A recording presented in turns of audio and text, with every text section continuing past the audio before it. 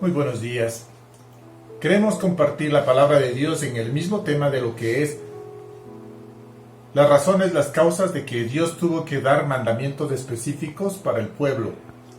Estando en una época muy difícil como era el cruzar el desierto, era importante tener muy claras las indicaciones de parte de Dios. No sucede en el tiempo actual lo mismo, que cuando uno pregunta, de acuerdo a las circunstancias, cómo están, qué ha pasado, hay una tendencia para decir todo está bien, no pasa nada. Especialmente las cuestiones que nos causan culpa, dolor, tristeza. Queremos nosotros tapar la realidad y poner una idea que, queriendo ser positivos, es irreal. Nadie quiere decir que tiene hijos pecadores, que tiene problemas con los padres, que tiene problemas con los hermanos. Queremos nosotros aducir que todo va a solucionarse por sí mismo, y cuando nosotros vemos en el desierto era necesario confrontar los problemas que ahí se causaron. Especialmente la palabra pecado tiene que ver con Dios, no tiene que ver con el hombre, no tiene que ver con el prójimo, no tiene que ver con la moralidad, ni siquiera tiene que ver con la relación con Dios.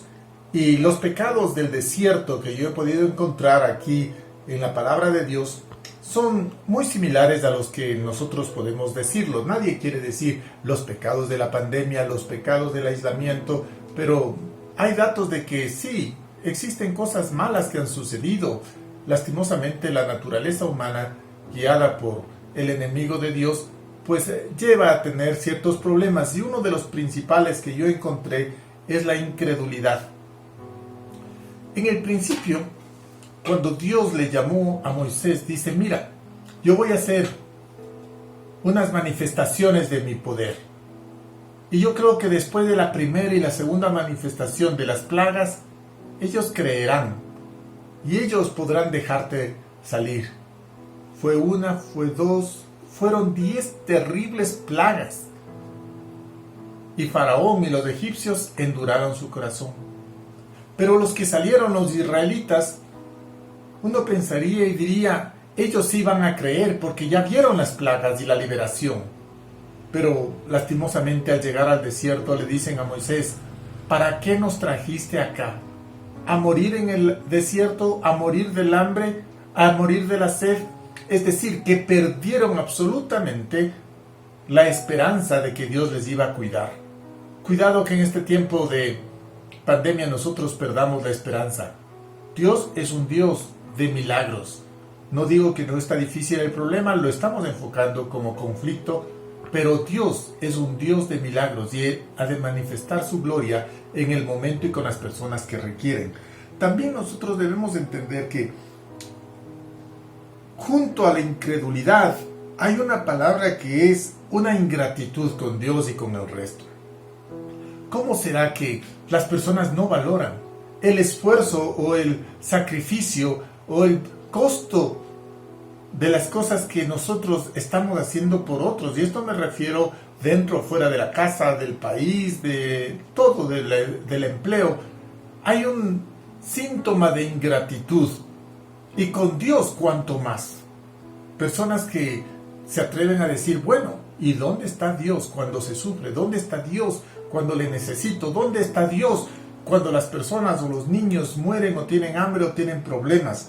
Pues esto es lo que le pasó en el desierto, y decían: ¿dónde está Dios? Si Dios quisiera, nos acortaría el tiempo, nos mejoraría. Y en su gracia y su misericordia, Dios les da muchas respuestas para que la ingratitud de ellos sea convertida en fe. No todos logran tener este paso. Y también hay una tercera cosa que se manifiesta, que es una rebeldía. Cuando hay ingratitud, comienza a haber problemas de autoridad. Usted no puede soltarse a confiar en alguien cuando usted es ingrato. Esa falta de amor, de confianza que existe, produce un alejamiento. Y cuando estuvo Moisés en el monte con Dios, él pensó encontrar a un pueblo santificado, adorándole, reconociendo a Dios. No, encontró un pueblo adorando a becerros de oro, un pueblo completamente embriagado. con un libertinaje absoluto. En este instante viene la palabra de Dios y les dice, ¿qué haremos con este pueblo? No quiere entender las cosas buenas y malas.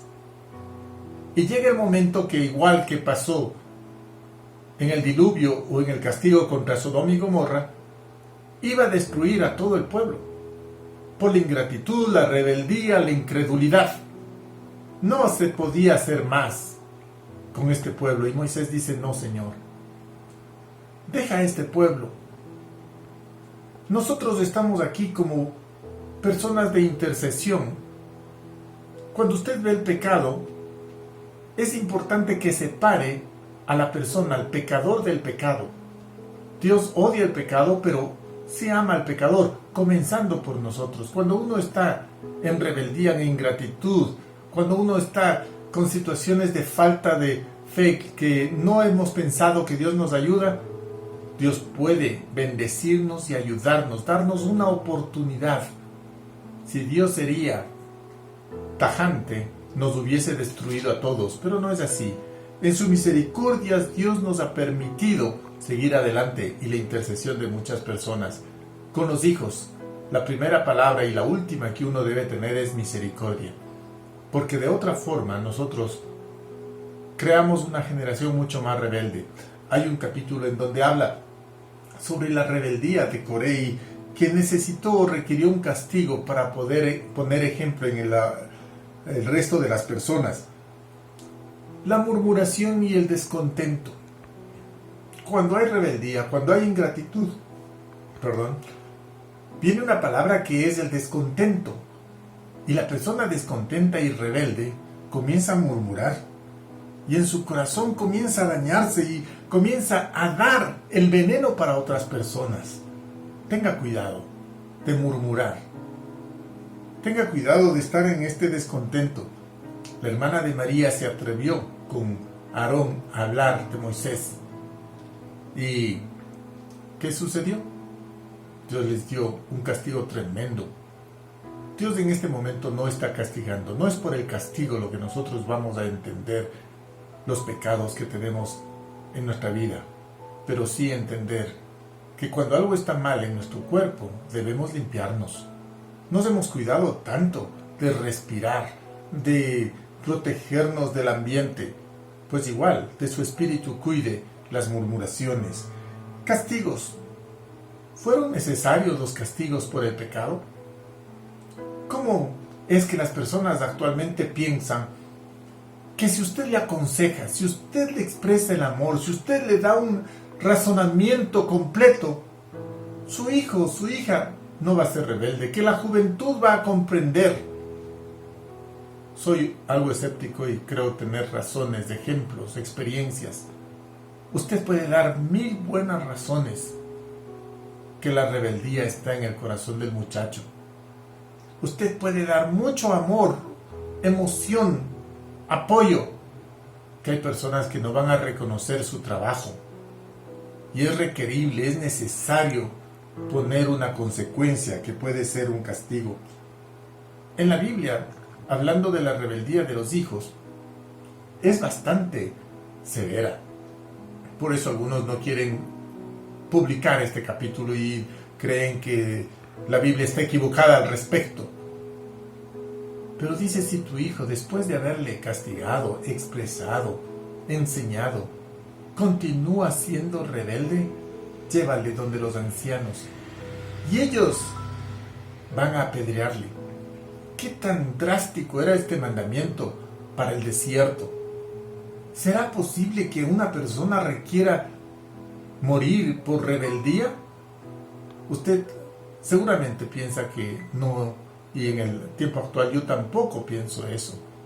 Sin embargo, era la única manera para mantener el temor de Dios en el pueblo. Los castigos y las consecuencias son parte de nuestra vida para que no termine una generación cada vez más perversa.